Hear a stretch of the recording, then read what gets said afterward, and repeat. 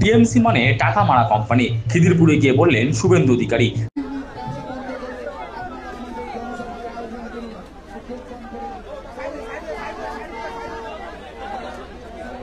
TMC মানে টাকা মারা কোম্পানি। মঙ্গলবার অগ্নিকাণ্ডে ভস্মীভূত খিদিরপুর বাজার পরিদর্শনে গিয়ে এভাবেই তৃণমূলকে নিশানা করলেন রাজ্যের বিরোধী দলনেতা শুভেন্দু অধিকারী। তার দাবি, খিদিরপুরের এই অগ্নিকাণ্ডের ঘটনা man-made.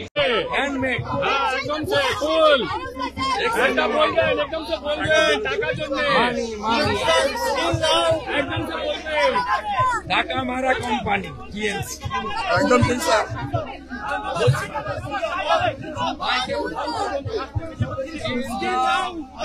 Smoke is coming out still now. Functioning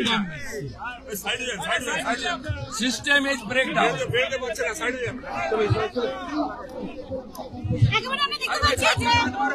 মুখ্যমন্ত্রীকে তীব্র আক্রমণ শানিয়ে শুভেন্দু অধিকারী বলেন, কলকাতার গুরুত্বপূর্ণ ও দামি জমিগুলোতে পরিকল্পিতভাবে আগুন লাগিয়ে দেওয়া হচ্ছে, আর সেই জমিগুলো গরিব ব্যবসায়ীদের হাত থেকে কেড়ে নিয়ে বড় বড় প্রমোটারদের হাতে তুলে দিচ্ছে তৃণমূল সরকার। শুভেন্দুর দাবি, সরকারি কোনো পদক্ষেপ নেই, সিস্টেম পুরো ভেঙে পড়েছে। মমতা ব্যানার্জি গরিব ব্যবসায়ীদের মুখ্যমন্ত্রী হতে পারেননি, কিন্তু জমি রক্ষা আন্দোলনে তিনি ডক্টরেট। রাজনৈতিক ঝান্ডা ছাড়াই ব্যবসায়ীদের আন্দোলন চালিয়ে যাওয়ার পরামর্শ দিলেন বিরোধী দলনেতা শুভেন্দু অধিকারী। শুভেন্দুর দাবি, রাত 1টায় আগুন লাগে আর দমকল আসে ভোর 4টে। মুখ্যমন্ত্রী সব জানতেন, কিন্তু আগুন নেভাতে নয়। পুলিশ ও দমকলকে বলেছেন ঘর ভেঙে দাও। তার অভিযোগ, গোটা এলাকা বেছে দিয়েছে সরকার। আলিপুর সেন্ট্রাল জেল বেছে দিয়েছে, চিড়িয়াখানাও বেছে দিয়েছে, বাকি আছে এই এলাকা। যদিও এই জমির জন্য ইতিমধ্যেই টাকা নেওয়া হয়ে গেছে।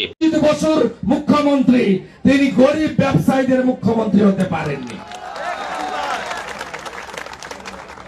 আমি আপনাদেরকে বলে যাচ্ছি, জমি রক্ষার আন্দোলনে আমি ডক্টরেট।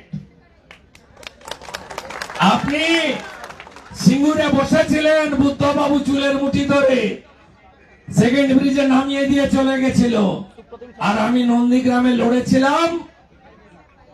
সিপিএম কে হার স্বীকার করতে হয়েছে। আর মমতা ব্যানার্জি, আপনি আমাকে হারাতে গেছিলেন, আমি আপনাকে হারিয়ে ভবানীপুরে পাঠিয়ে দিয়েছি। আপনারা অবস্থান চালাবেন। গৌরাঙ্গদা, झंडा का जरूरत नहीं है, पार्टी का जरूरत नहीं है।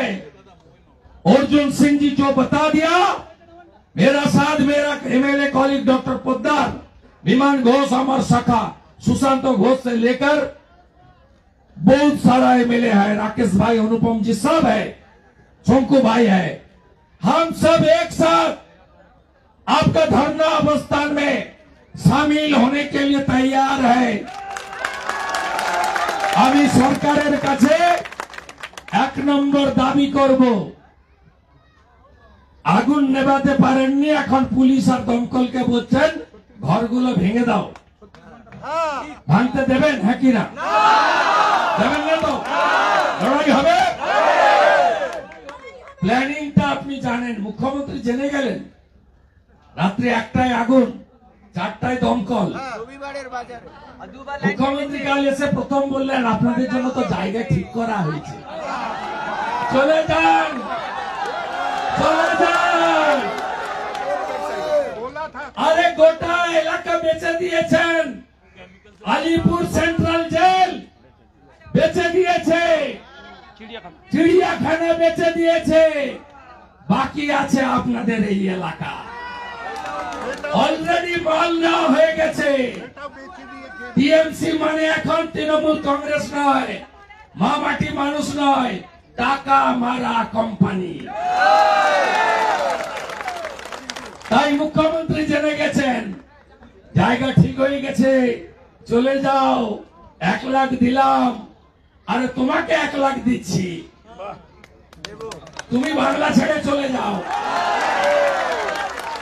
26,000 চাকরি গেছে, ডাক্তার বোন মারা গেছে, 32,000 চাকরি প্রাইমারি যাওয়ার পথে। এর র্যাকেট চলছে গোটা বাংলায়। কলকাতাতে ভালো ভালো জায়গায় আগুন লাগিয়ে দাও, তারপরে বেচে দাও, প্রাইভেটাইজেশন। ডক্টর বিধান রায় জমিগুলোতে সিএসটিসি, যেটা এখন ডব্লিউবিটিসি, ক্যালকাটা স্টেট ট্রান্সপোর্ট কর্পোরেশন নাম ছিল, এখন নাম হয়েছে ওয়েস্ট বেঙ্গল ট্রান্সপোর্ট কর্পোরেশন। চলে যান, টালিগঞ্জ, ঢাকুরিয়া, সব জায়গায় ভালো ভালো বস জমিগুলো বেচে দিয়েছে। কি হবে? শপিং মল হবে, বিউটি পার্লার হবে, আর গরিবদেরকে তোলা হবে। আপনাদের মাথার উপরে বড় লোকরা থাকবে আর তারা গঙ্গা দর্শন করবে। রাজি আছেন লড়াই করতে? খিদিরপুরে অগ্নিকাণ্ডের স্থলে হাজির ছিলেন পদ্ম শিবিরের লড়াকু নেতা অর্জুন সিং, রাকেশ সিং, শঙ্কুদেব পণ্ডা প্রমুখ।